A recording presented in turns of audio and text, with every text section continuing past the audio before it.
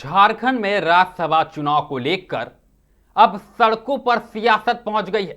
नमस्कार, मैं हूं अनुपम कुमार और आप देख रहे हैं मिरर मीडिया।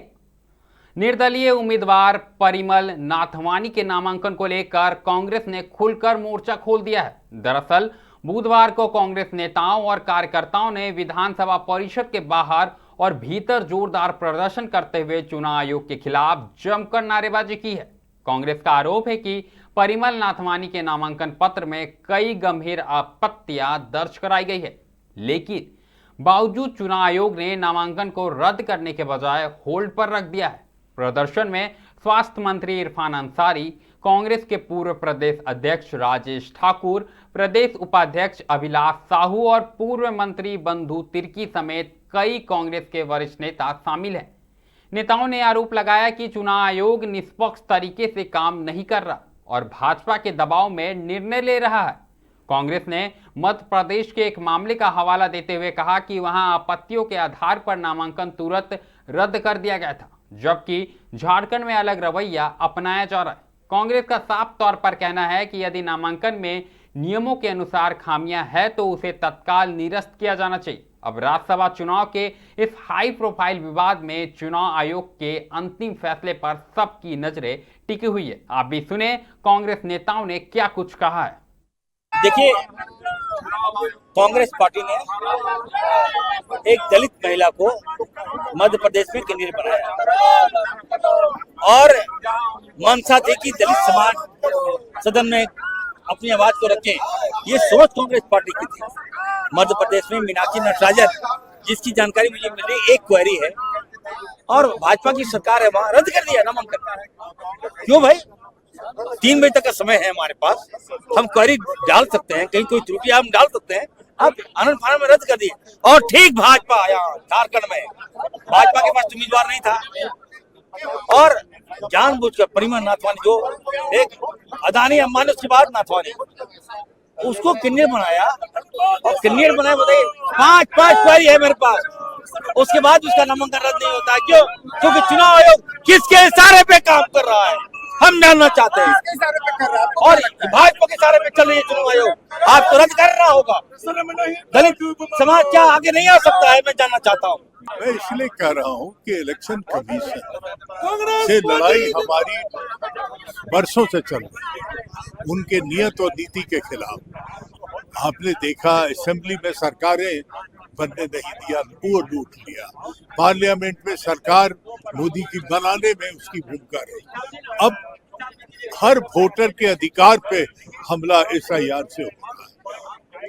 अब राज्य में राज्यसभा की घटना हुई। देखिए, जो लोकल रिटर्निंग ऑफिसर होता है वो इलेक्शन कमीशन से परमिशन लेता है।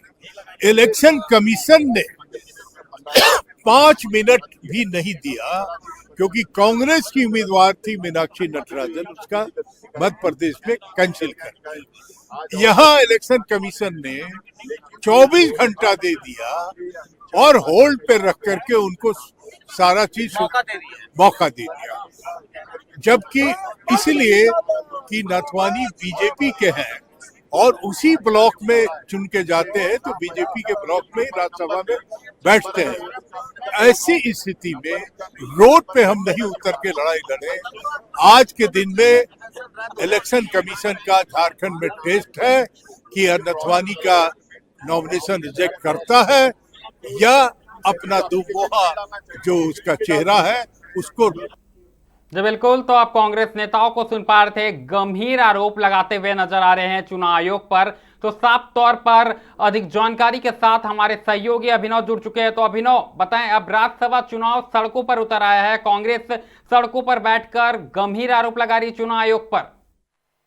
बिल्कुल, कांग्रेस सड़कों पर उतर आई है और राज्यसभा चुनाव को लेकर अब सरगर्मी काफी तेज हो गई है। अनुपम, आज देखिए, कांग्रेस के तमाम जो प्रदेश के बड़े नेता है वो विधानसभा गेट के बाहर हो या अंदर हो, वो प्रदर्शन करते हुए थे।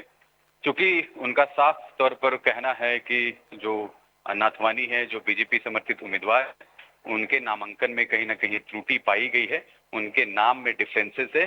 चूंकि जो प्रणब झा, उनके जो प्रस्ताव थे नमन, उन्होंने आपत्ति दर्ज कराई थी कि जो नामांकन पत्र है नाथवानी का उसमें टेक्निकल इशू है, लिहाजा नामांकन को रद्द किया जाए।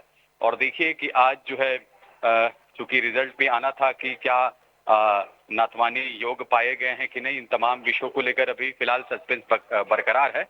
लेकिन सोर्सेज के हवाले से जो खबर सामने निकल कर आ रही है, जो अहम सूत्र हमारे बता रहे हैं कि नामांकन होल्ड पर रखा गया था नाथवानी का, उसे हटा दिया गया है, वो चुनाव अब लड़ सकेंगे। जी, ये सोर्सेज के हवाले से हमारे पास कहीं ना कहीं आप बड़ी खबर दे रहे हैं कि नाथवानी चुनाव लड़ सकेंगे। ऐसे में क्या कांग्रेस एक दबाव बनाने का प्रयास कर रही है, क्योंकि वो तालियां बजाती हुई नजर आ रही है, विधानसभा के अंदर हो या बाहर हो, तस्वीरें दिख रही है, उग्र रूप अपना दिखा रही है कांग्रेस, चुनाव आयोग पर बड़े सवाल खड़े कर रही है। तो क्या कहिएगा, क्या एक दबाव, एक राजनीति, एक अलग तरीके से यहाँ पर चीजों को पेश किया जा रहा है?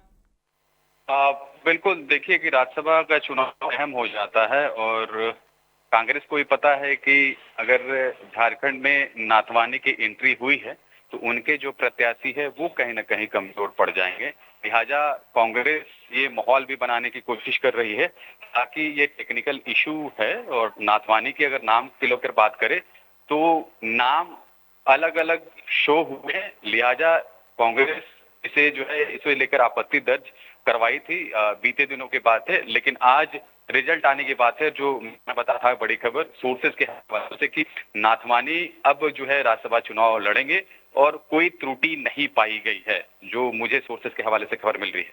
हालांकि त्रुटि नहीं पाई गई है, जी बिल्कुल अभिनव, कोई त्रुटि नहीं पाई गई है, लेकिन कांग्रेस तो यहाँ पर गंभीर आरोप लगा रहा है। लेकिन साफ तौर पर आपसे सवाल रहेगा कि राज्यसभा की ये जो 2 सीटें हैं, दिन पर दिन नया मोड़ आ रहा है, इसमें अलग अलग सियासत देखने को मिल रही है, क्या कहिएगा?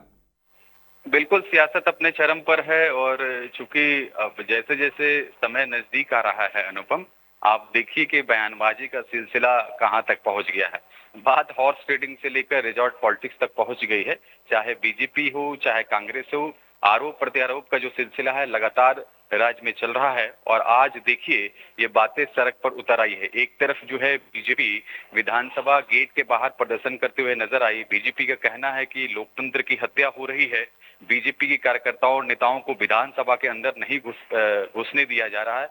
एक ऐसी प्रथा है कि एक तरफ जो है कांग्रेस के तमाम बड़े नेता वो विधानसभा के अंदर होते हैं और बीजेपी के नेता और कार्यकर्ता बाहर होते हैं। विधानसभा दोनों पार्टियों के लिए होता है, लिहाजा बीजेपी कार्यकर्ताओं को भी अंदर आने दिया जाना चाहिए। लेकिन आप देखिए कि किस तरह से जो है बीजेपी के कार्यकर्ताओं को अंदर नहीं जाने दिया गया, उसके पीछे कई रीजन भी बताए जा रहे हैं। तो इसे लेकर बीजेपी आक्रोशित नजर आई। हालांकि बीजेपी का ये कहना है, जो उनके समर्थित उम्मीदवार हैं, कि नाथवानी के जो नामांकन उन्होंने किया उसमें कहीं कोई त्रुटि नहीं है। लोकतंत्र का हत्या कांग्रेस कर रही है, कांग्रेस एक माहौल बनाने की कोशिश कर रही है। इन्हीं मुद्दों को लेकर देखिए कि पक्ष और विपक्ष दोनों, चाहे बीजेपी और कांग्रेस, पक्ष और विपक्ष की जो तस्वीरें है वो साफ होती हुई नजर आ रही है। लेकिन सवाल एक अलग रहेगा और एक तस्वीर सामने आ रही है अभिनव। एक तरफ जहां बीजेपी और कांग्रेस एक दूसरे का विरोध करते हुए नजर आ रहे हैं, तो जेएमएम का यहां पर जो मुद्दा है, जेएमएम की भूमिका अहम हो जाती है, क्योंकि इन तस्वीरों में जेएमएम नहीं दिखाई दे रहा। अगर विरोध हो रहा है